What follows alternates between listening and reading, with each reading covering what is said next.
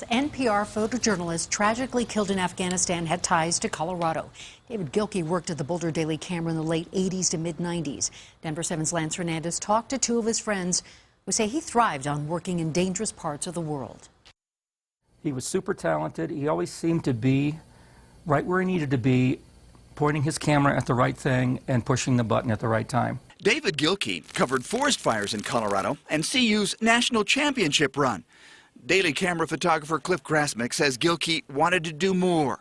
He ended up covering the end of apartheid in South Africa, the conflict in Rwanda, and the toll of the conflict in Afghanistan. He always lived his life outside of the borders. It's sort of figuratively and literally. Denver Post photographer Helen Richardson spent 6 years with Gilkey. She remembers him always pushing for a better photo, even when fire authorities set up boundaries. We'd go on assignments and I'd be like, you can't cross that line. And it's like, I don't care, I want to cross the line. Richardson says Gilkey was a gentle soul. He cared so much about the people with whom he worked.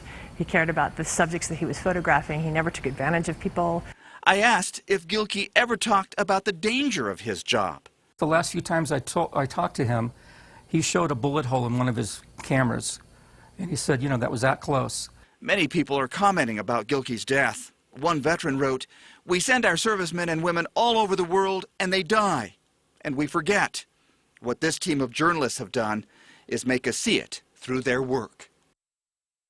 Gilkey and Afghan translator Zabihullah Tamana were traveling with an Afghan army unit when their convoy came under fire. Their vehicle was hit. NPR's senior vice president of news, Michael Oreskes, says Gilkey was devoted to helping the public see these wars and the people caught up in them.